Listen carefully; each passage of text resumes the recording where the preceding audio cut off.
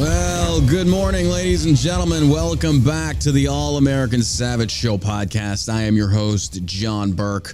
Glad to be back here. Thank you for tuning in today. It's just me in the wheelhouse today. Josh is, for those that don't know, the show has been absent for the last 3 or 4 days because of the snowpocalypse that we had here in Dallas, Texas. And we're still recovering from a lot of things. And Josh's kids, their school's still not as back in, and Josh is home taking care of them. So it's just me. It's me today. John by himself takes control of the helm, and God knows where the hell we're going to go. I'm kind of scared, but, you know, we're just going to follow this rabbit down the hole. But anyway, no, for those that don't know, we made announcements on the Shell Shock CBD Instagram page, made announcements on my own personal page and things like that, basically we would be shutting down. I made the call, I think it was Monday, that I remember last year, the last 2 or 3 years, I believe, in Dallas, when the snowpocalypse and icepocalypse hit, we don't play around with that. I personally don't play around with that because I remember last year the numerous amounts of road fatalities related to these ice conditions, and I don't joke around with that. I take that very seriously because it's not that the ice itself scares me; it's the other drivers that don't know how to, drive itself. And of course, I had all kinds of just moron retards from the north trying to flex themselves, but it was so cold, but nobody fucking cares. You come down here and you bitch about how hot it is. And the same about how cold it is down here compared to, yeah, we get it. You're used to it. You wear short. Nobody fucking cares. You're not cool. Nobody gives a fuck. That's just the way it is. Texans, by and large, do not know how to drive on ice. It's because we rarely ever have to do it. Of course, everybody out there. And the thing that really aggravates me the most is, like, I had to block this one fucking moron on Instagram that I made the announcement. I was like, hey, we're not going to be in work. We're not coming into work today. Orders are not going to be going out. And, this one guy's like, you don't know how to run a business, blah, blah, blah. You're too fucking soft. Fair enough. Literally on my way home, I saw two 5-car pileups, or at least more than that. One actually happened verbatim on the other side of the road. No, I'm sorry. Your ego and the whole being too soft. That's what, and I looked up this guy. He's a former Marine. And it just tells me, like, these people out here that want to sit there and flex about how they would run a business, how, we're getting soft, made horrible leaders while in the service, because you really would make your soldiers drive in on ice in an area where, again, in the previous years, when this has happened, multiple fatalities have occurred. You prioritize the whole, we don't want to be soft. Like, get the fuck, you see, this is the whole purpose of, like, knowing when you have to draw the line with toxic masculinity, because that's it right there. That's just stupid. It's not even toxic. That's just stupid. That's ego-driven ignorance. And I'm never going to force my employees to come in when there's a fucking ice storm. Are you kidding me? Your CBD and Delta 8 is not that important. It's not worth risking the lives of the people that work here and do a damn good job. So I just banned that fucking retard. And every single one of those fucking morons just, it's not up north. Nobody gives a fuck. Cool. That's where you live. Shut the fuck up. Goddamn losers, I swear to God. People are fucking idiots, I swear to God. They really want to go out there and kind of like this TJ says, oh, pussies. Well, I'm just going to block you, dude. You're a fucking idiot. Get out of my chat, moron. But I always enjoy people trying to come over here and flex on me and how to run a company or a business, and they themselves have run nothing. And it's just, that's just the way it goes. That's just the way it goes with a lot of people out there. They will armchair quarterback everything to death, saying, well, actually, when I would run a business, bro, you haven't run shit except your mouth. And I don't want to hear that. So, yeah, that's just the way it goes. But everybody is safe. Everyone is taken care of. We are back to work today. Shell Shock is back open. We appreciate that. We'll be announcing the winner probably Monday for the new iPhone 14 because I want Josh to be here for that. He's really excited getting to do that. So that'll be coming on Monday. We appreciate your love. And don't forget Savage. Code Savage saves you 10% off of your orders at Shell Shock CBD. That's who sponsors the podcast. We're greatly appreciative of everybody that supports the show there. And also don't forget to follow 1920 Brand on Instagram. And I believe it's open on Facebook as well. That one is about that company should be launching here in the next 2 to 3 weeks. We'll see. Could be longer, but essentially we're just building the email list, getting the social media up and running, and we're excited to launch this company. Something new, veteran-owned, and made right here in the good old US of A. Matter of fact, made right here in Texas. You can't beat that.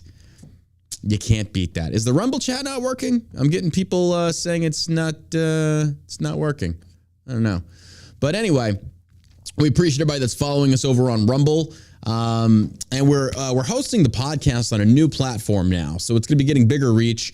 And we got some sponsorship deals possibly being lined up. We just got a lot going on, a lot of irons, a lot of different fires.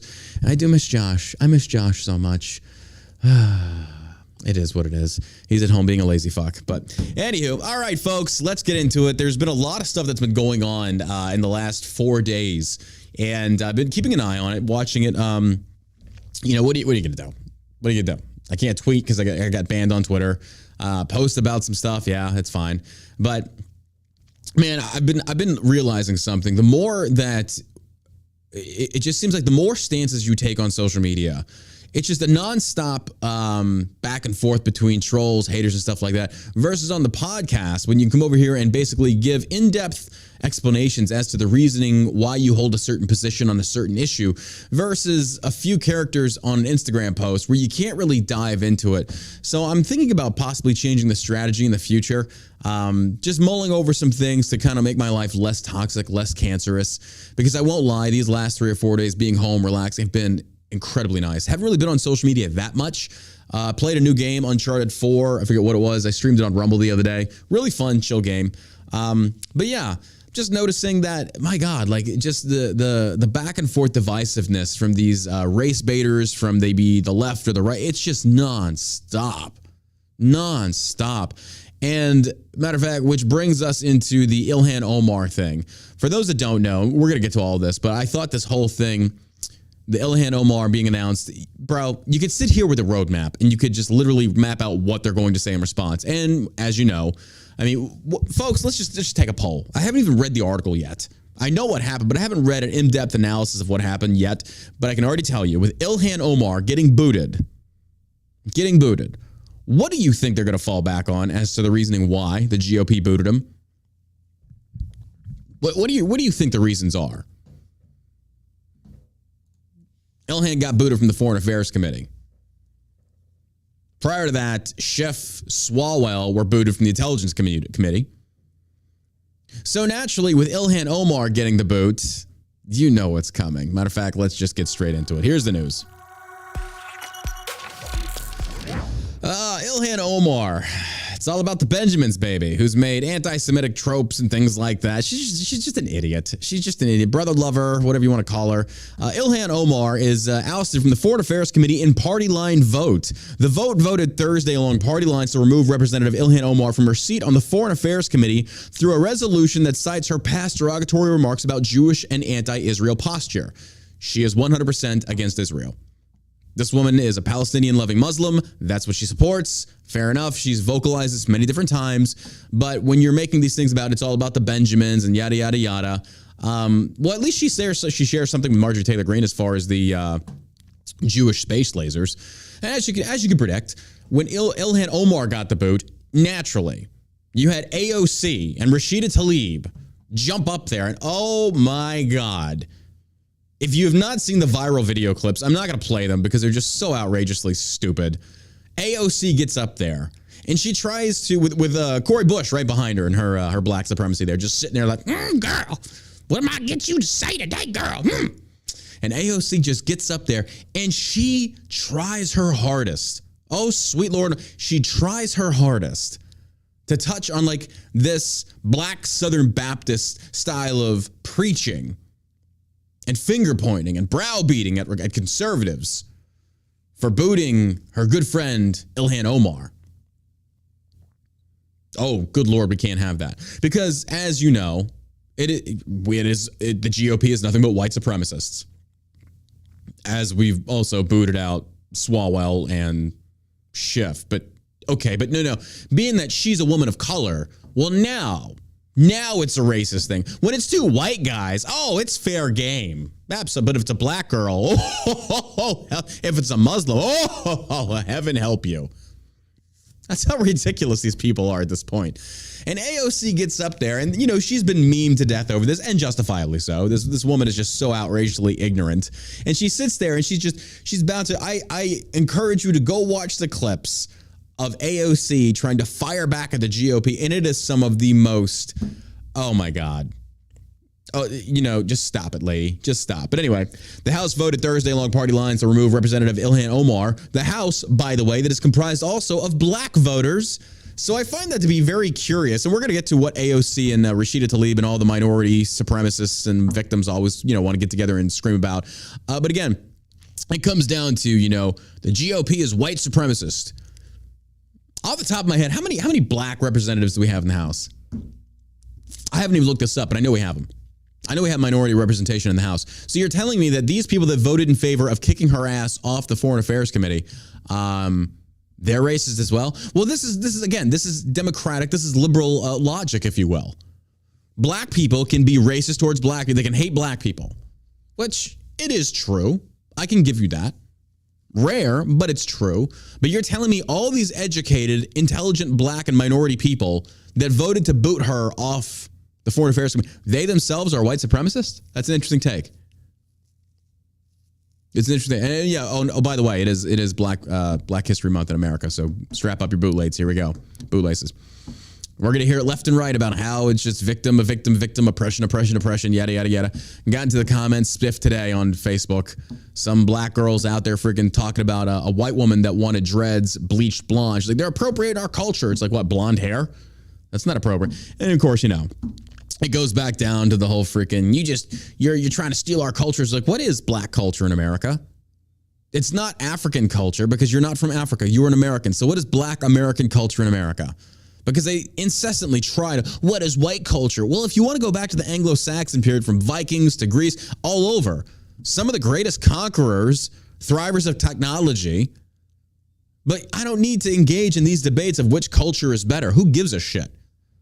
You see, this is what it comes into. It's like a cultural dick measuring contest. And if they draw you into this, it's like, well, we invented the cotton gin. You invented slavery. Blah, blah, blah. You know what? That's what it boils down to. And there is no end point to this. There is no end sight to these types of conversations. It's just stupidity at its core. But I did ask her the question and she couldn't answer. It's like, what is black culture in America? Let's identify this. What is white culture in America? Well, we can trace white culture all the way back to the conquering of this land. I mean, there's just various different things. And not saying that black culture hasn't contributed things across the world. That's not what I'm saying. But what I am saying, though, is if you're trying to make it as if your culture is far superior to the rest, you've got another thing coming. You do have another thing coming. Because it's not just whites in America. And by the way, well, we'll get into it on another show. But still, you get where I'm going. Folks, if you're not following me on Rumble, you should be. Go check me out on Rumble. Also, you can check me out at allamericансavageshow.com, the website. We are soon, I'm really excited. We've been working with Spreely TV. These guys are killing it. They're going to be writing out just factual news articles for the website, allamericансavageshow.com. No spin, no political bias. It's going to be just news, just facts. That's it. And I'm excited to work with them on this. It's going to be on the website, news that I'll actually be able to pull from and reference on the page. I'm looking forward to this again, as far as like not having to go to these other places that could be a little bit biased, like Fox, CNN, Breitbart, things like that. At least this one will have just the facts, so I can put my own bias and spin on it, if you will. I'm adjusting some of the footage, so you guys bear with me. Here we go. But yeah, give me a follow over on Rumble. We appreciate that love and support. The vote passed 218 to 211, with all Democrats voting against the resolution. One Republican, David Joyce, at Ohio, voting present. The vote is a win for House Republicans, who hold a slim majority in the chamber after a few from their conference initially objected to the resolution. The three who have vocally opposed it, Reps Victoria Spartz, Nancy Mace, and Ken Buck, had flipped their vote by Thursday morning. Majority Whip Tom Emmer, a key player in the successful whip operation, told Breitbart News in an exclusive statement that Omar, a fellow Minnesotan, had no place representing American interests on the Foreign Affairs Committee. There is no debate that Ilhan Omar, the face of anti-Semitism in the Democratic Party, has no place representing American interests in Foreign Affairs Committee. Ms. Omar is an embarrassment to Minnesota and our country, Emmer said. Damn. I'm honestly surprised they did this. Now, I saw Dan Crenshaw talking about he didn't want to do tit-for-tat politics. Yeah, you absolutely should do tit-for-tat politics, because you continue letting the left run buckshot over everybody. But he said, I am in favor. He took a smart approach. He said, I am in favor of removing anti-Semitism from this thing. And naturally, as we unpack the story, AOC goes after the rights. And, well, you've got a woman that talked about Jewish space lasers. AOC, that's whataboutism. That's whataboutism. Acknowledge, and you by you acknowledging that also shows that you also acknowledge that Illhan was being anti-Semitic, which normally Democrats don't do. They will never outright acknowledge when they've been accused of something and they are said or guilty of said thing they're accused of. Rare do they do that, unless their hand is literally caught in the cookie jar and then they're going to blame somebody else for manipulating them into stealing said cookies. These are Democratic. These are Democrat politics. This is what they do. Republicans do it too. I mean, let's be fair, they do it too. But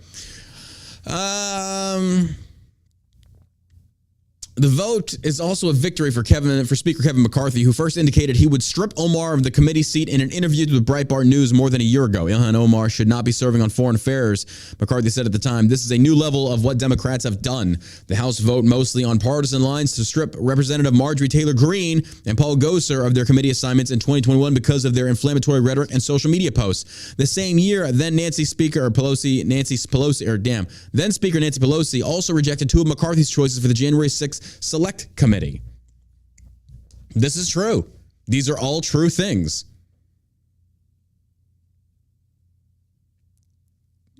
I mean, I understand where they're coming from as far as being upset. It's never a good thing when your party takes some beatings, but it's taken some beatings. And I will openly say McCarthy so far is doing a good job as Speaker.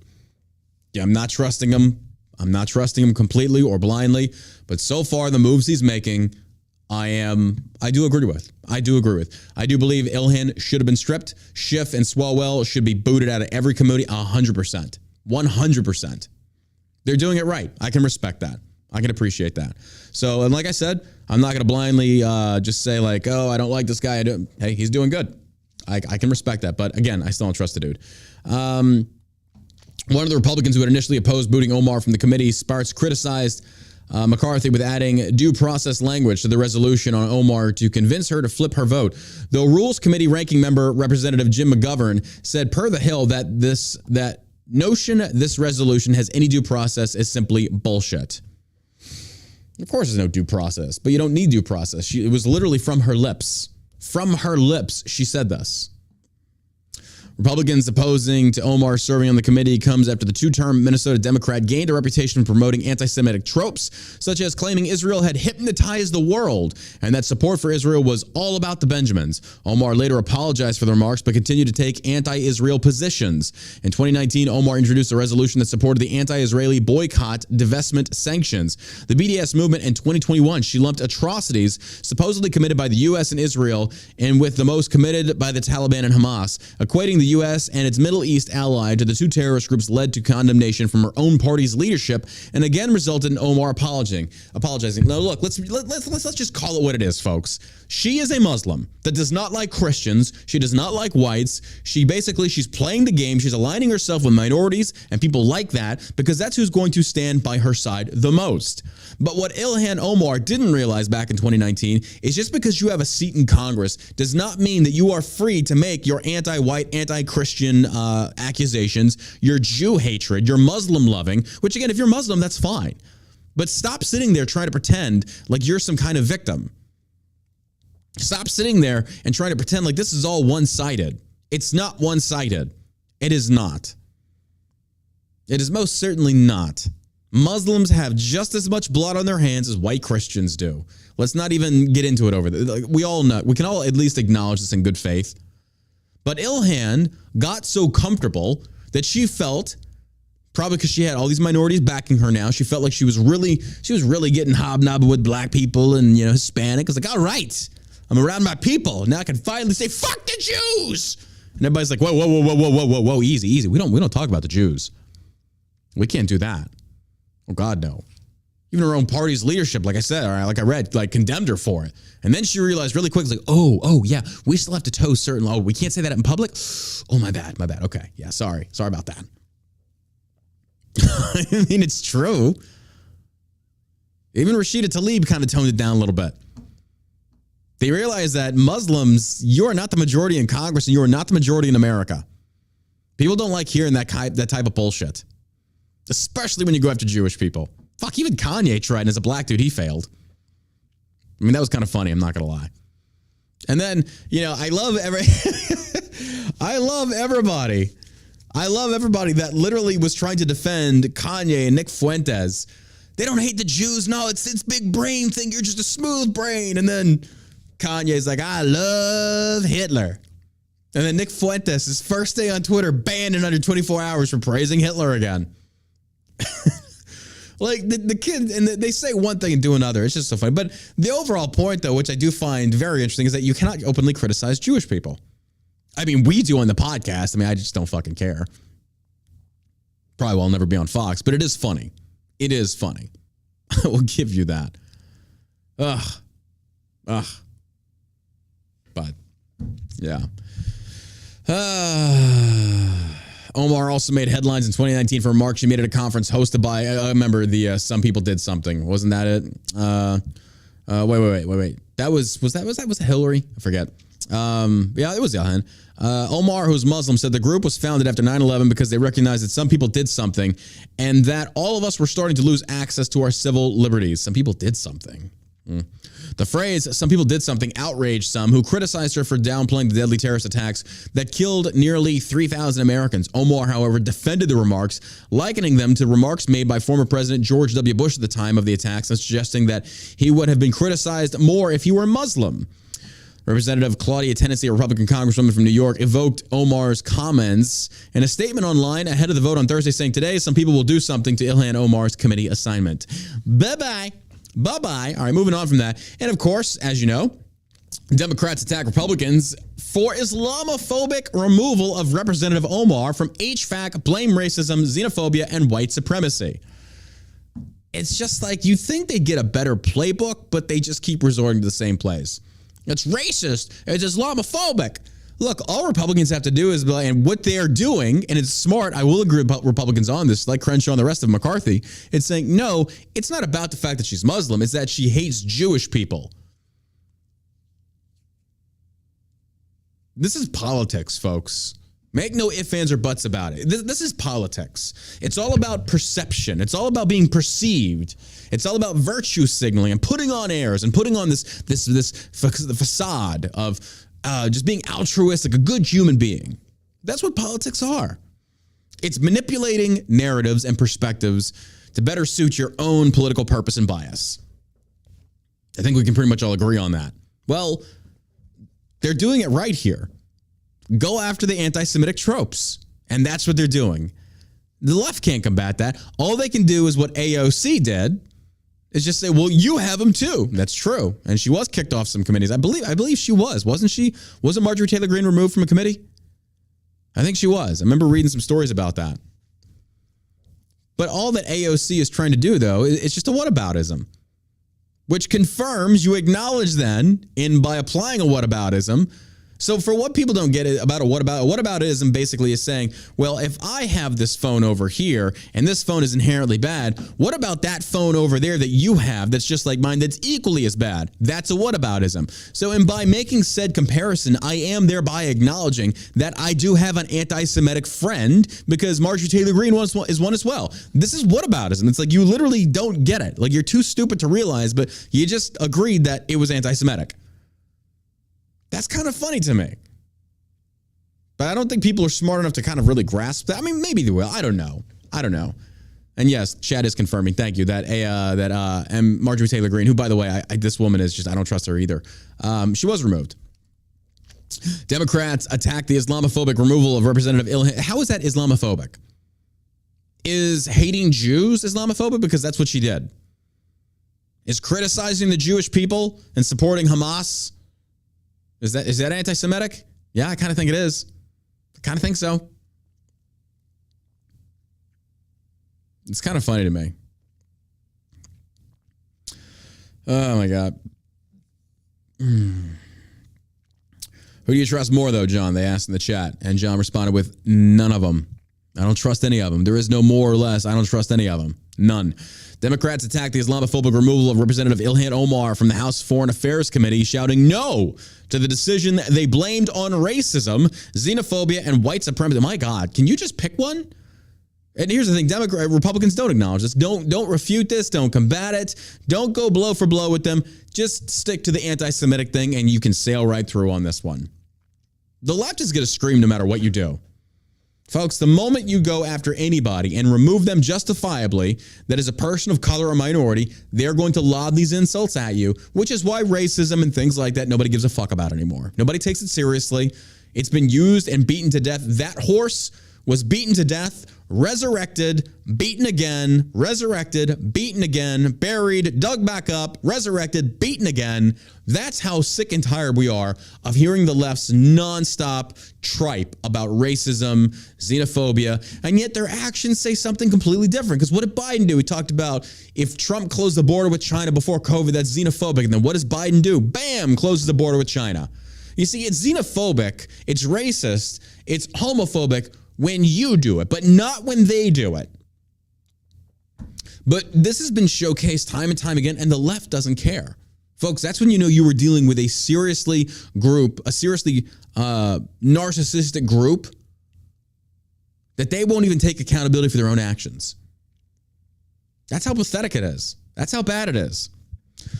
On Thursday, the House voted along party lines to remove Somali-born Democrat from her seat on the Foreign Affairs Committee through a resolution citing her past remarks on Jews and Israel. Omar closed the debate by noting her Muslim immigrant background, asking, "Is anyone surprised that I'm being targeted? When you hate Jews? No, not really. Not really." And you got, Rashida Tlaib up there. Apparently her mic gets cut off. I can't really play the sound. I don't want to play the sound. I mean, I could. I just don't want to, because listening to these people cackle, it's just like, it's an assault on the ears. Ilhan Omar closed the debate and says, "This debate today is about who gets to me an American." Wait. She says, "This debate today is about who gets to me an American. I am Muslim. I am an immigrant. Is anyone surprised that I'm being targeted? I'm an American." Fair enough. Let's make the comparison. Again, Swalwell, Schiff, the rest of them, they're white males. So again, it's only racist when it's coming after you. And this is why people are turning more and more against minorities in this country. This is why racism is rampant, because you keep making it about race unjustly. Unjustly. Therefore, you yourself are breeding racism. You are breeding hatred of a certain skin color by your refusal to take actions and accountability for the things that you've said, and instead deflect and fall back on your little blanket of your ethnicity and your religion. That's what you do. So you wonder why, number one, liberals get stereotyped as being, defensive when it comes to race issues, because you love deflecting. Everything is racist.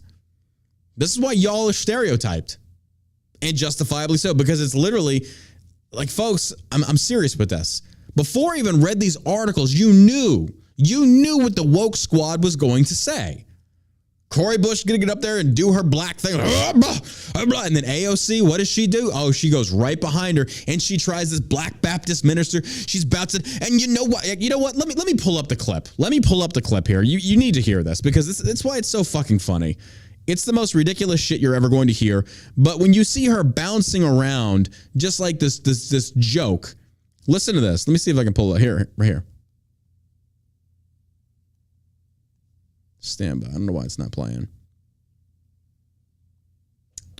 1 second, folks. Oh, shit. I can't get it to play.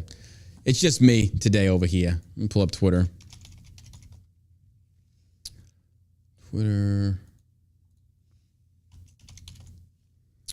Let's see what I know people are like hashtagging the AOC thing. Trying to find, I'll have to get back to it. It's not pulling up for me. Yeah. Oh, well, I'll get back to it. Anyway, the vote passed 2018. I already talked about that. Democrats screamed no when voting against the resolution to remove Ilhan Omar from the Foreign Affairs Committee. Doesn't really do anything. She got outvoted. That's the way. So, of course, Nancy Mace calls squad members drama queens after meltdown over Omar committee removal. Republicans said it's no surprise that AOC Tlaib would use racism as an excuse. Again, this is what they do. This is exactly what they do, folks. This is nothing new. This was to be expected. But again, what Republicans need to continue doing, like I said before, is just double down on the anti-Semitism. And at this point, just be like, hey, y'all are defending an anti-Semite. Like, are you serious with this? Like, Jews have enough problems. And this is all political. This is all just saving face. Just stick to that. But I do love the fact they're calling them out as drama queens. South Carolina Rep. Nancy Mace told Fox and Friends to Friday it was no surprise to her that far-left lawmakers like AOC used racism as an excuse for Omar, the committee removal after squad members attacked Republicans for the vote. Nancy Mace says, I would say it was complete drama queens on full display. And there's no surprise there that they would use racism as an excuse. They weren't there 2 years ago when Marjorie Taylor Greene and Paul Gosar were being kicked off. They weren't using that as an excuse. And it's really unbelievable, but it's very typical of the squad to see that kind of behavior on the floor. These woke creatures are so fucking annoying. So fucking annoying. I mean, they are good when it comes to campaigning. The people love them. They're the new breed of politician, and it's scary because these people are manipulative. They're conniving little liars. But it was nice to see because in the end, don't get it twisted. This is a victory. Ilhan Omar, boom, she got booted. She's still in Congress, which sucks, but still, that's where we're at. Well, oh man. Look, I gotta be the one to say this. I gotta skip to the story right here. Megan Hall. Megan Hall, for those that don't know, I don't know how this went viral. I don't know why people were talking about this, but Megan Hall was the female police officer that apparently was banging the entire department or something like that, and it just went viral, and people are talking about it left and right. I just don't understand the fascination with this, but Megan Hall's confession to police chief left him struggling for words. Cop Gone Wild, Megan Hall picture left can be heard confessing assorted romps with police pals in audio tapes published today by DailyMail.com. The awkward exchanges between married Hall and her police chief at Laverne City's head of HR for the city of Laverne in rural Tennessee touch upon everything from games of strip Uno to wife-swapping sessions. Okay, this is where I stand on this. What she and her husband did behind closed doors, I don't care about. If they were swinger, I don't agree with it, but I don't care. It's none of my business. Now, what does concern me is that she apparently had wrecked her patrol car on 3 different occasions, and she still had a job. That's interesting. I mean, these other little sordid things keep popping up. Why did she still have a job? 3 accidents with a patrol car? My God, when it comes to things like OSHA and standards like that, you have an accident, your job is on the line. But 3, not 1, not 2, but 3? But she was banging a plethora of dudes, and apparently her husband is going to stick with her. But I, from my understanding, he knew this was all going on. Hall, 26, mumble, stutters, lies, then finally comes clean over the course of 3 interviews, spanning 2 hours, reflecting, I got stupid, I got desperate, I guess. Her confession leaves Laverne's shell-shocked police. Hey, yo, shell-shocked. I couldn't help myself. Before he dryly advises the young siren, what do they say? Don't dip your pen in the company ink. Hall was quizzed 3 times after the whistleblower came forward in December to report she was having intimate relationships with male colleagues at boozy parties, hotels, and even on police property. In her first, she admitted only to betting Canine officer Larry Holiday, blah, blah, blah. It was a long time ago. She dismissed rumors of a fling with Sergeant Lewis Powell, but Patton told her, I have confirmation when she asked if she had ever had a 3-way with Patrol Officer Patrick McGillico and his wife, Amy. Hall replied, oh, I'm sorry, a what? And began to cry. It's okay, there's some Kleenex right behind you, Patton said before resuming his questions. During a second and third interview, Hall, already on a final warning for crashing a patrol car 3 times, admitted she had a months-long affair with Powell and even performed a sexual act while on duty. Me and my husband were kind of on the verge of a divorce, and I just oh, okay, so never mind. Never mind. He wasn't aware. But apparently he said he is going to stick with her after this. Okay, now here is the ultimate point that I am trying to make.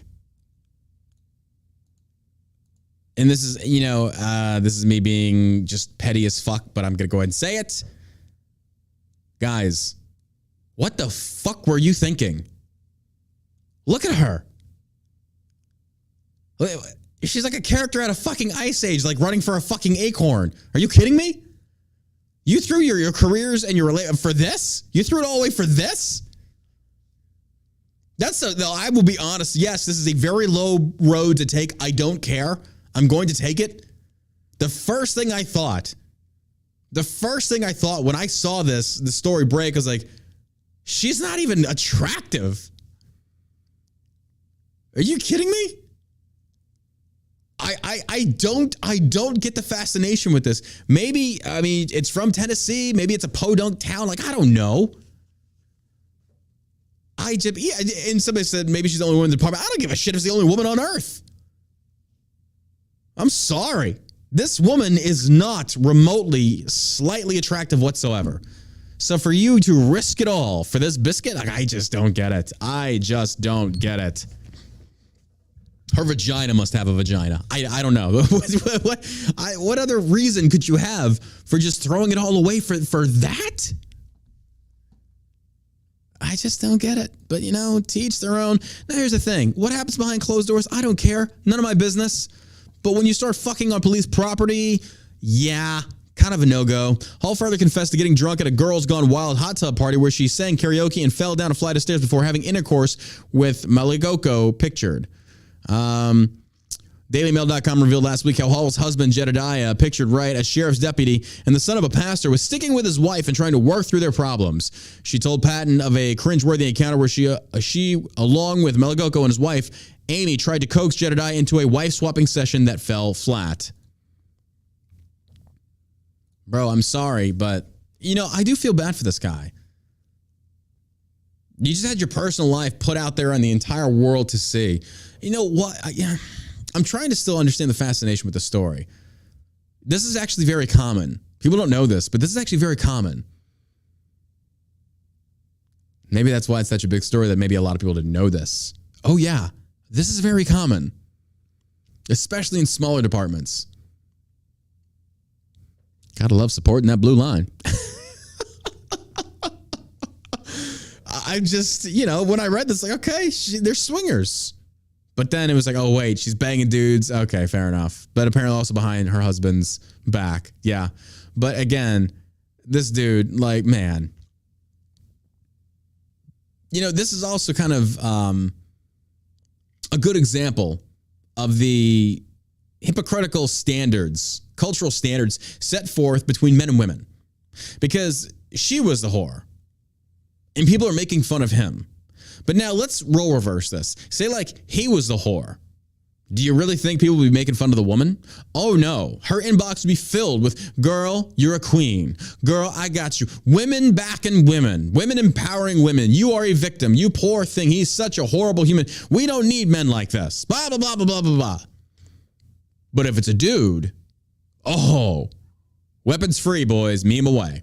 Now, luckily, I haven't seen a lot of people out there memeing this poor guy. But you also kind of bring it on yourself when you actually come out and say, well, I'm going to stick with it. We're going to work through it. Bro, that woman has been run through multiple times by guys you worked with, supposed friends. You need to walk away. You need to get away from that. Now, I'm not saying she can't change. Everybody has the ability to change. I get that. But her? I mean, all right, let's keep going with it. Hall admitted sleeping with McGowan pictured on 2 occasions. The first after she had just taken her psych exam prior to even having been sworn in for her $53,000 per year police job. She was unaware at that point that McGowan was the source of the original whistleblower tip received by Laverne Mayor Jason Cole's office. But while he had dished freely on his colleague's sexual escapade, McGowan did not disclose his own romps with Hall and later denied them. He was fired for being dishonest with the inquiry. Magiloko escaped with a suspension, as did parole officer Gavin Schobert pictured, who swapped explicit pics with Hall. Patrol officer Luan Lugo pictured and Sergeant Seneca Shields both got the boot. She admitting having intercourse with Lugo at a hotel after the pair met up at a venue she recalls as Go Fun USA. It was typical for the sort of boozy outings her and her hard-partying police clique enjoyed at sports bars, Sunday night football parties, and Topgolf, according to the tapes obtained via a Freedom of Information request. Her hookup with Shields, pictured, however, took place in the weight room at a police gym.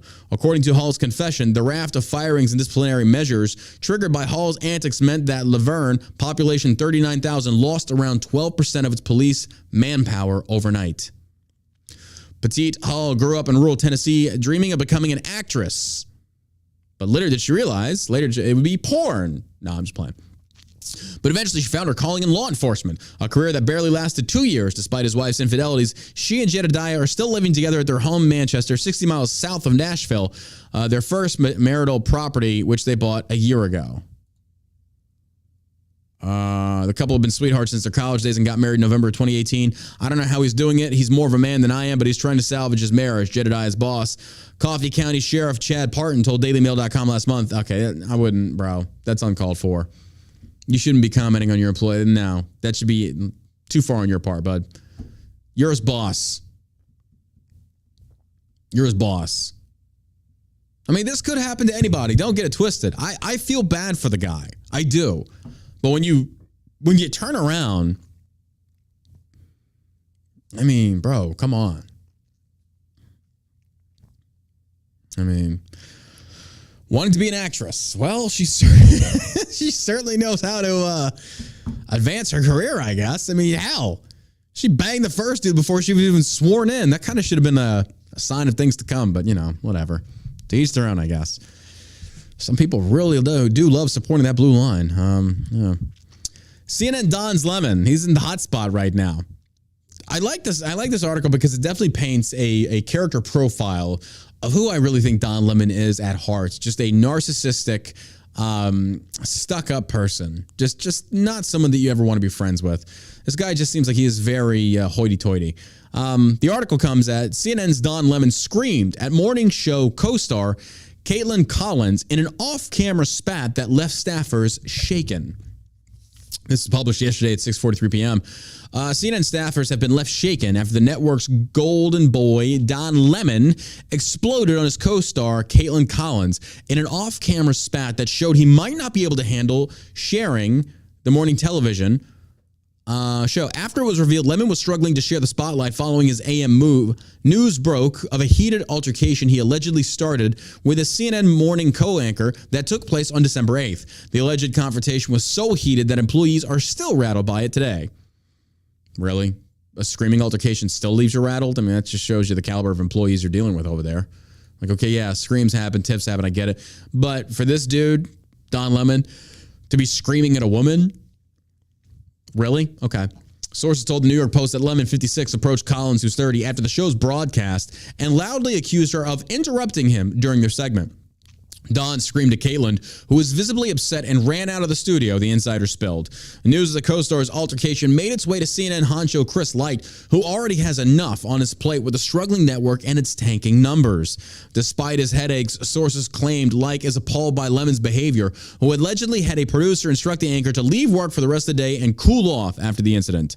The night after the fight, Lemon and Collins were reportedly supposed to grab drinks before heading to a White House Christmas party for the press. Their pre-drink meetup allegedly never happened. An insider dished the co-stars arrived separately, with Lemon heading to dinner with his agent, Jay Schurz, after the shindig. That doesn't surprise me. Don Lemon. I mean, come on, folks. Look at Don Lemon and Andrew Cuomo. Chris Cuomo. Peas in a pod. The arrogance, the insufferable just arrogance of these two. How highly they must think of themselves. Don Lemon got booted from primetime. He got moved to a morning show. Ratings are tanking. The other day, I think CNN had a total of like 450,000 live viewers. Insanely low. Insanely low. They are hemorrhaging money. It's bad for them. And then suddenly the actors, the propagandists, they're going to feel it. They're going to feel the squeeze. Budget cuts, salary stuff, all those things. They're all going to feel it. Now imagine them having to look for a job elsewhere. That's kind of funny. Who's going to hire Don Lemon? I mean, I hate to say this, but Cuomo did it right. He started his own podcast. That's about the only way you're going to get people to listen to you at this point. That's the only way. And even still, folks, you have to acknowledge that his viewership tanked. People are no longer watching for you. Because the funny thing was, like, now the COVID thing is being debunked even more so. Pfizer is in just insanely hot water. It kind of, something just hit me. Kind of, they're kind of like the Gestapo Nazis without the whole murdering the Jews. Think about this. Imagine if we had our own version of the Nuremberg trials. Number one, Pfizer should be brought to court and held accountable. Number two, every politician that forced this on the people should be held accountable and face jail time. Their lives should be ruined. Number three, the propaganda mouthpieces of the left and the right should be held accountable and tried. Oh, yes, I agree with that. I 100% agree with that. We should have a Nuremberg trial. I did see Ben Shapiro had tweeted something about, I love Shapiro's tactics here. Like, hey, gang, they shut us all down. Fight back, blah, blah, blah. Shapiro simped for the vaccine. Granted, he said he was wrong. I will give you that. But look, on minor issues, it's okay to get it wrong. On major issues, you better get that shit right. Especially when those issues are rooted in liberty and individual freedom. You got it wrong. Now, yes, he wasn't saying that we should be forced. I will give you that. But to even simp for the vaccine, to even simp for it, is beyond me. Commented on his little post about that. I was like, bro, sit this one out. You get a lot of things right. I do like Shapiro, but this one, no, maybe not. Maybe don't open your mouth on this one. Just my thing. Oh, man.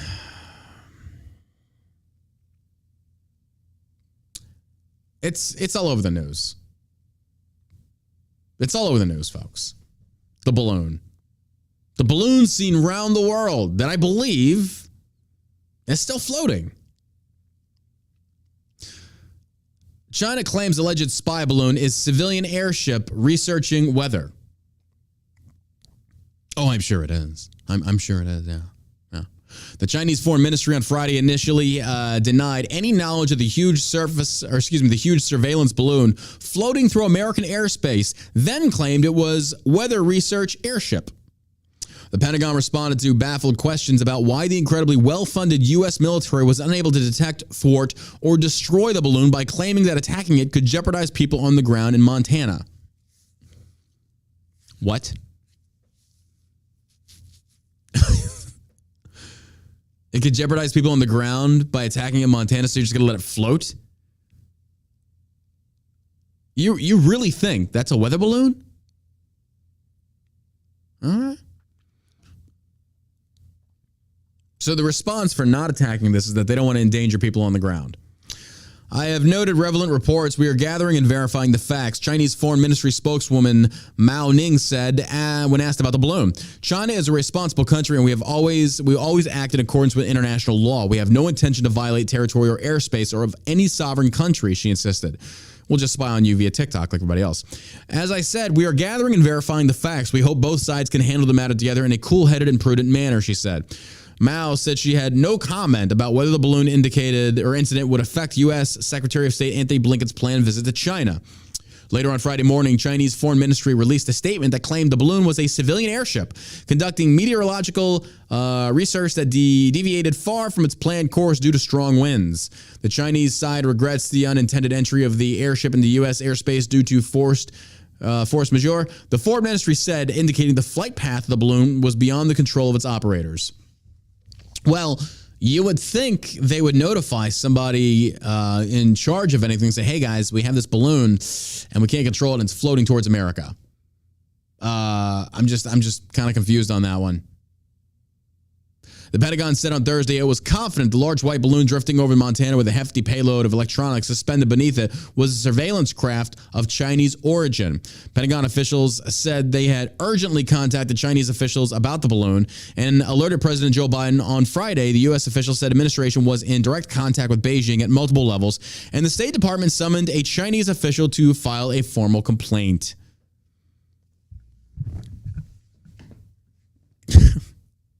Really? So you've got a balloon with electronics dangling from it, floating over U.S. airspace in Montana. Now, correct me if I'm wrong. And I'm just spitballing here. Montana is a very big state, but Montana does not have a lot of people living inside of it. Am I wrong on this? What I should be saying is Montana has a lot of wide open spaces. So you're telling me this balloon is floating only above city space? Like commercial, residential, that's it? Like, really? And we buy this shit up? Seriously? This is Biden playing nice with China. This is Biden playing nice with China. Biden is afraid of China. He is such a bitch. We're going to file a complaint? File a complaint? Are you serious? My God, you can just take a drone up there and drop something and deflate it and bring it down. It's not that hard. They have folks, we have missiles. We have bunker busters. We have the technology that we can target targets underneath bridges without hitting civilian population. And you're telling me we have no means of bringing that balloon to get the fuck out of here. You could literally take a hot air balloon, pull up right next to that motherfucker and poke a little hole in it and just watch it on the way down. Come on. Don't believe this bullshit propaganda they're telling you, folks.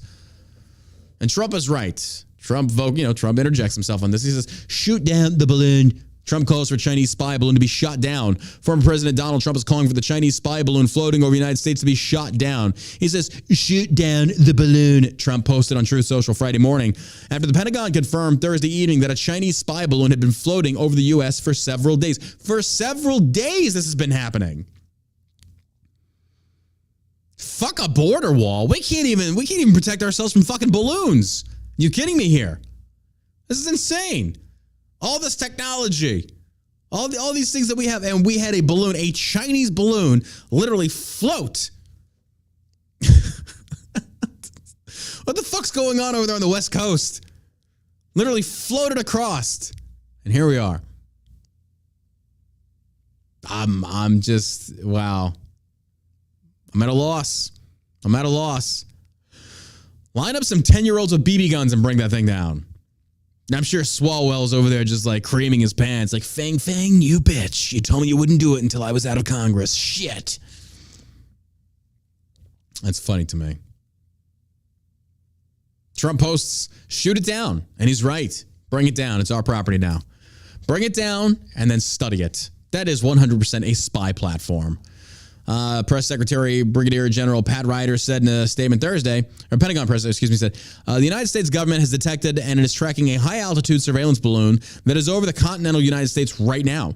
The U.S. government, to include NORAD, continues to track and monitor it closely. The balloon is currently traveling at an altitude well above commercial air traffic, and does not present a military or physical threat to people on the ground. Instances of this kind of balloon activity have been observed previously over the past several years. Once the balloon was detected, the U.S. government acted immediately to protect against the collection of sensitive information. How?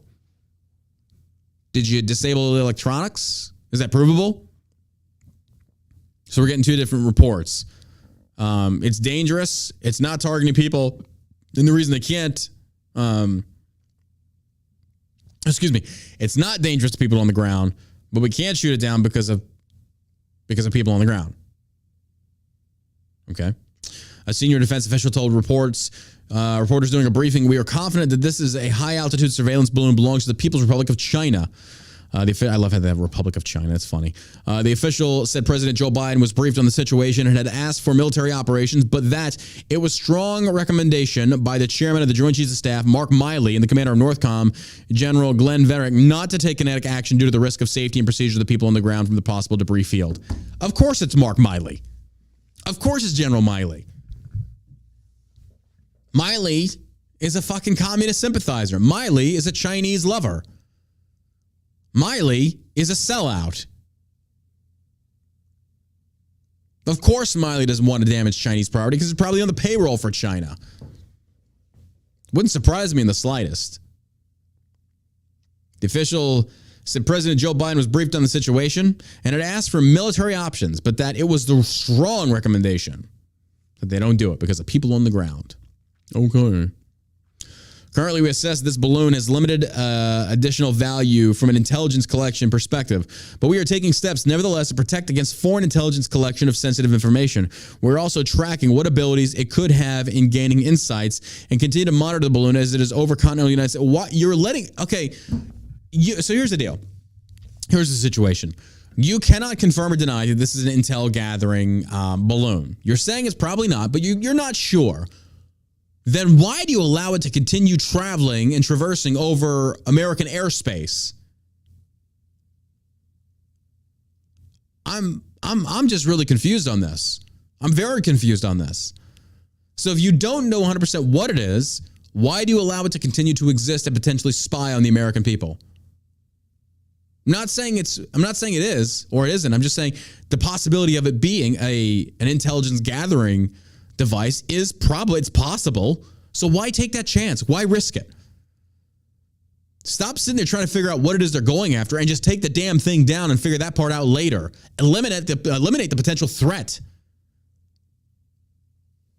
We have Chinese sympathizers in our government, folks, and in our military, Miley being one of them. For those that don't remember, General Miley also said that should Trump have planned an attack on China, he would have called China and warned them first. He said this by his own words. And you got Dakota Meyer and Tim Kennedy out there simping for him. He's such a wonderful general, wonderful leader. Okay. The official said military was looking at whether there was an option on Wednesday to shoot it down over sparsely populated areas in Montana, but that we just couldn't buy down the risk enough to feel comfortable recommending shooting it down yet. Bullshit. If this was an imminent threat, you would figure out, but you're not treating it like one. You're trying to downplay this. It's ridiculous.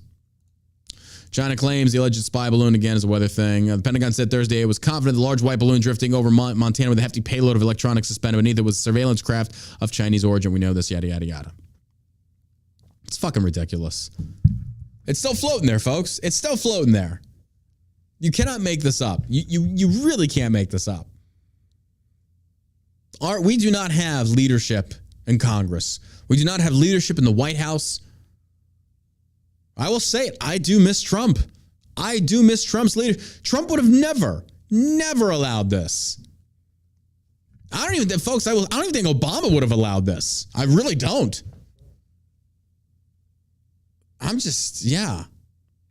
In the comments section on Rumble, Clips 100% Rise, he said, so if I don't want to get fined for flying my drone over 400 feet, all I need to do is slap a Chinese flag on it? Yes, apparently so. And you're good to go. Drone flyers nationwide. Here's how to break that elevation rooftop. Just slap a Chinese flag on it and you are good to go. You are cleared hot all the way. The roof has been extended. Oh, this is just ridiculous. This is so ridiculous. But people eat it up. Well, hey, we got good news. We got some good news. Trans people. The Sims. If you're like me and you grew up playing The Sims, it was a fun game. You know, you can create the house, you can educate them, have them learn different things, progress in certain areas, start a family, be single, be a player, whatever you want to do. Be a millionaire, be a robber, completely up to you. It was a fun game. Well, EA has decided to take it a step further. The Sims game to give teen female characters double mastectomy scars and chest binders. The Sims video game produced by Electronic Arts that is particularly popular amongst young women has announced a new update to the game which allows users the option to make their characters confused about their sex, including giving young female characters double mastectomy scars and chest binders. Popular commentator Libs of TikTok remarked, they're teaching young healthy girls that it's okay to chop off their breasts. The game revealed that players can select a top surgery scar and add their teen and older male sim characters with a masculine or feminine frame. A top surgery scar refers... Folks, here's the thing. The only reason I brought this up, this is, again, more propaganda, more attempts to indoctrinate. The LGBT, they cannot reproduce, so they must recruit. They must recruit allies. This is what they have to do. This is another example of trying to indoctrinate children. This is disgusting. This is beyond disgusting. This is why the trans community, you're getting so much pushback now to the point where people legit hate you and they do not support trans rights. Why feed into insanity? Because y'all clearly are. This has gone off the rails now. What I do love getting to do, though, is I will hop over to Facebook from time to time and it's like these big pages, like these meme pages that will post something that's clearly leftist driven. And I will instantly go in there and just leave a comment that is simply disagreeing with them, and to watch them melt. I don't even read the comments half the time. It's so much fun. Just go in there and just like, trans women aren't real women. Oh my God, they flip their shit. They flip their shit. It's great to watch. It's a lot of fun. And here's the beautiful part. Even if you go in there and you leave a differencing of opinion, you leave a differing opinion respectfully. You respectfully, without any insult, without anything, and you just simply and respectfully disagree, they will insult you left and right. They will come after you. And that's why that's why I don't really give a fuck about their community. I don't care about the LGBT. You're losing so much support now. A top surgery scar. So now you can't even figure out what you are in real life. Now in the cyber world, you have to also be confused. Interesting. I'm sorry, but and I have to go back on a stance I once had about creating a transgender league. Nope. I disagree with that now. And here's the reasoning why. We cannot continue to feed into this delusion of sex and gender being separate from one another. We cannot continue to feed into the delusion that men can become women and women become men. There are certain limitations that we have placed on us due to our biology and logical reasoning and science and things like this that prevent us from delving into areas that should not be delved in because it confuses society. Folks, you are seeing firsthand this social experiment is failing. It is failing massively. The simple fact of chopping off your breasts or your penis and testicles, that's not enough to say, hey, this is not normal. Are we serious? This is why the trans community, I don't like you. I do not support you. So stop simping for these people and simply saying, hey, just give them their own league. No. All you're doing is enabling this ridiculous behavior. They should not get their own league. They should not get their own bathroom. They shouldn't get any of that. You should get committed to a mental institution, which, by the way, we need to bring back, clearly. This is ridiculous. So when you sit there, and I get your stance, folks, I get it. Same rights as everybody else? No, because now it goes off, because here's the deal. If they say a man can become a woman, when does it change to where a human becomes a different species entirely? What's to stop them from saying, hey, I am now a snake lady, or I am now a dog person? Folks, you might be sitting there listening to my voice laughing about this, but you know damn good and well we're heading that direction. The left has enabled and weaponized these SJW wackos. Traditionalism worked. Progressivism is failing. We are failing as a country. I remember saying we needed 4 years of Biden, but fuck me, I did not know it would get this bad. I figured economically we'd have some hardships, but I didn't think in the social world or the culture war. Oh my God. Now, Trump has come out, and Trump has basically said that when he is elected president again, he's going to destroy CRT. He's going to destroy the attack on gender. He's going to do away with it. Smart move to make. That's the direction Trump needs to go. Unite the right against the common enemies that I feel most people would disagree with, as far as genital mutilation for children and things like that. Absolutely not. Absolutely not. I do not agree with that. Not even if a parent signs off and no, a parent does not have the right. But Trump is right. If he pursues this position and he continues on going down, he's got a good shot. He's got a very good shot. This is a very popular issue with the mothers, conservative mothers. Oh, absolutely. I said it before. Women fire up the voter base. Women get out there and they get men to vote, especially when issues concerning kids. West Virginia or Virginia in general, you don't fuck with Mama Bear. But unfortunately, Trump just can't shut the fuck up. Trump basically says DeSantis begged me for an endorsement. There were tears coming down from his eyes. During an interview that aired on Thursday's broadcast of Hugh Hewitt's nationally syndicated radio, former President Donald Trump, now a candidate for the 2024 Republican presidential nomination, took a shot at his possible rival in the contest, Governor Ron DeSantis. Trump recounted his versions of DeSantis seeking his endorsement in the 2018 Florida Republican gubernatorial primary against the Florida Agriculture Commissioner, Adam Putnam. According to the former president, DeSantis begged him for the endorsement. Trump also claimed that he had helped DeSantis in his run in the general election against then Tallahassee, Florida Mayor Andrew Gillum, the Democratic Party's nominee. Ron DeSantis got elected because of me, he said. You remember he had nothing. He was dead. He was leaving the race. He came over and he begged me for an endorsement. He was getting ready to drop out. I gave him an endorsement, and as soon as I gave that endorsement, in fact, I said, you're going to have a hard time. He was running against Putnam, the Commissioner of Agriculture, who had a massive lead. He was running for 8 years while he was commissioner. He had 40 million in cash. I believe it was 40, and he was up in the poll massively by, tremendous, but not catchable, not even catchable. He said, if you endorse me, I'll win. And there were tears coming down from his eyes. He said, if you endorse me, I'll win. I said, you know what, Ron? Ron was one of 150 people that was on television. Jim Jordan was the best, and others were great, but he was one of 150, Hugh, that was on television, and he was supporting me on the impeachment hoax #1 and a little bit on the impeachment hoax #2. And I said, I don't know Adam Putnam, so we'll do it. So I end up doing it, and he wins. They say it was like a bomb went off, just like a bomb totally went off. Okay, but Trump continues on. Okay, look, we've hashed this to death. This will sink Trump. If Trump continues to attack DeSantis and DeSantis continues to ignore Trump's attacks and continue to purge Florida of the woke bullshit, Trump is going to look stupid. Trump needs to stop this. DeSantis has not even announced if he's going to run.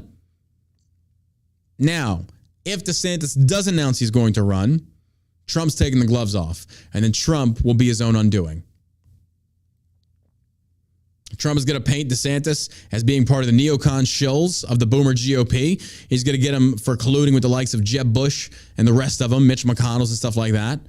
It's a tactic to take. I could see how it might work. Trump has taken on the swamp of the GOP, and he's won. But folks, now they are united more than ever, and the left is seriously united against you. You should not be making enemies within the GOP by inflammatory rhetoric like this. You don't need to be doing this. But this is Trump. This is what Trump does. And, Trump can say it all he wants. Maybe he did get DeSantis elected. But you know what Trump didn't do? He did not do what DeSantis did in controlling Florida and making it better. DeSantis has done a phenomenal job in Florida. Phenomenal. That wasn't Trump. Your endorsement got him elected, and you said yourself, well, I didn't know the other guy, so what the hell? So what you're saying is you didn't really study anybody? You just was like, all right, fuck it. And also, Trump endorsed Junior Majewski, a stolen valor veteran. Look, your endorsement, great, kudos, awesome. But let's not sit here and act like you're some kind of God king. You're not. You are certainly not. This guy's got a lot of power. He's got a lot of pull. But the people outnumber you, especially within the GOP. And you keep pissing these people off. They're getting tired of your bullshit. The people are ready to be united under a leader that is going to lead, not necessarily unite the left and the right, but essentially say, I'm leading now. This is what's going to happen. Biden is not a leader. Trump was a leader, but Trump also, and I understand why he wouldn't shut the fuck up. I get it. He went back and forth with the press. You had to. I get it. But then it's like, okay, round 2, Trump, stop talking to the press. Leave them alone. They're going to be spiteful, vindictive little fucking vultures. Let them do that. Your second term, you go in there. Let your actions speak louder than the words. Let them continuously to mercilessly attack you. And eventually, you're going to turn more lefty. He's like, okay, look, this is too much. Like Rob Reiner. Has somebody checked on Rob Reiner? Is he okay? That dude is nonstop about Trump. Like, bro, you honestly have Trump derangement syndrome. Like, this guy has you need help. Somebody go help this guy. It's crazy to me, but there we are. Well, last article of the day, folks. This is real. I'm not going to play the clip. It's a little too much for me. Students mercilessly assault 9-year-old girl on the bus. Parents pressing charges. Miami-Dade County Public Schools said the offender has been arrested and will face charges. The video of 2 students, folks, this is brutal. A video of 2 students viciously beating a 9-year-old student on a Florida school bus has surfaced online, alarming the community and prompting a swift reaction from the girl's parents. Let's put this in terms that the left would describe. 2 black 9-year-old boys, 2 black students viciously beat 2 male black students viciously beat a 9-year-old white girl. No fellow students or adults intervened to stop the brutal assault. That says a lot about our society. Instead, what we did is we whipped out phones and we recorded it, and nobody got involved. No children helped to stop it, nothing. Oh, and it gets better. The heartbroken mother of the 3rd grader, she's a fucking 3rd grader. The heartbroken mother of the third grader said she is pressing charges against the school, Coconut Palm K-8 Academy in Homestead, and is pursuing criminal charges against the assailants, according to Local 10 News. Good. I got sent the video of my daughter getting attacked by an older kid. The mother wished to remain anonymous, told the outlet. She also confirmed that at least 2 adults were on the bus at the time of the incident, including the bus driver and an aide. All ages are on the bus, and it's overfilled, the mother told Local News 10. It's very crazy because there's all of this yelling going on in the bus, and the 2 adults are on the bus. The bus driver and the bus aide only sit in the front. And this is not the first time the mother has been alerted to her children being victims of bullying within the district. We have issues before with my son and the kids on the bus, and also in the cafeteria and at dismissal, the mother told the outlet. I already drew the line, and I was also on the phone with the district. I spoke with someone from the district, and the only thing they could advise me of was to continue to speak with the principal and pull up a bullying report. These were 2 black boys beating a white girl mercilessly. And you're trying to make this, it's a bullet. This is a fucking hate crime. Are you kidding? Because let's role reverse. If this were 2 white boys beating on a black girl, you would have more burning in the streets. You would have the BLM up in arms again. Oh yeah, they'd revive it. But if it's 2 black kids, oh, they didn't do anything. They were on their way to college. They're good kids. What could be wrong? You're just being racist, John. You're taking care of our children. You're still responsible for them, she continued. That's what you have a job for. Not only to teach them, but if you see anything going on in your classroom, you don't necessarily have to physically intervene, but call somebody who can. Because if somebody's child ends up dead, it's on the school. Now, this brings up a very, very, very, very serious conversation. It's not the teacher's fault. It's the teacher's responsibility. Let me rephrase that. It's the teacher's and the bus driver's responsibility to prevent this from happening. But that behavior from these 2 black boys, that ain't teacher taught. That's at home. That's a home thing. Where did those 2 boys learn that it was okay to put hands on a woman? Uh-oh. Uh-oh. Interesting. Very interesting.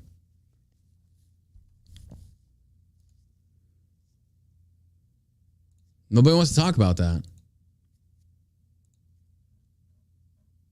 Nobody wants to talk about that. And then we start wondering why the education issues in Black America are the way they are. Because these kids right here performing this type of behavior are going to do the same thing in a classroom, thus taking away from other people's academic pursuits and studies.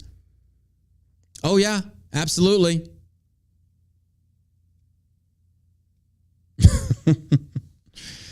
It's funny to me. Folks, let me just play the video real quick. You should see this. Let me find out what the video is. It's viewer discretion. It's not a good video. It's disgusting.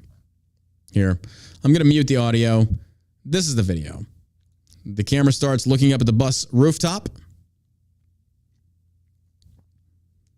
You see a white girl above in the video. And then she pans over to the actual altercation where these 2 black boys, looks to be almost like 3. This little girl oh my God.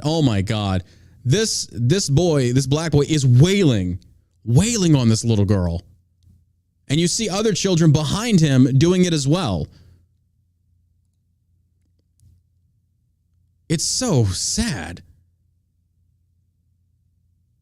And they are just beating her mercilessly, and they don't stop on the back of her skull, and they take turns assaulting her. What the hell is going on? That is disgusting to see. Where's this behavior learned? Well, you know. But you know, somebody in the left media is going to make this about the white girl's fault. Hey, happy Black History Month. It's a fucking joke. This is a joke. Miami-Dade Public Schools said the offender has been arrested and will be charged accordingly. offender. I saw three men or three boys putting hands on that little girl. Miami-Dade County Public Schools is aware that several video clips involving students from Coconut Palm K-8 Academy are circulating on a social media platform which promotes prohibited unsafe behavior. The school district said Thursday Miami-Dade Schools police arrested the offender and they'll be charged accordingly. Additionally, those involved will be disciplined according to the Code of Student Conduct. No. This is beyond the schools. This is beyond the schools. This is like in the legal route. This involves the police. Those parents should basically say, if I find those children beating my child like that again, I will forcibly injure those children. If you will not take action, I will. That is my seed. That is my offspring. If something physically assaults them, I'll deal with it if you will not, and you will not like how I deal with it. Those three little boys will be walking fucking crippled after I get done with them. I would break their fucking knees. Folks, if you just watch the video I watched, they are pummeling the back of her skull, trying to kill her.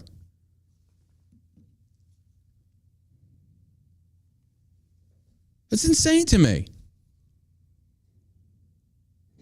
Hey, you gotta love that culture though, right? Here we go. Oh my God. Yeah, where is the outrage? It's a good question. Where is the outrage? Where is it, all of it? Nah, we can't have that because, well, you know, folks. You know. It's pathetic. But that's where we're at. Well, hey, again, this episode is brought to you by shellshockcbd.com. We appreciate your love and support for, taking care of us, for enjoying the show. We would not be here without you guys. So if you want to, go over to shellshockcbd.com and check us out. Code SAVAGE will save you 10% off of your order.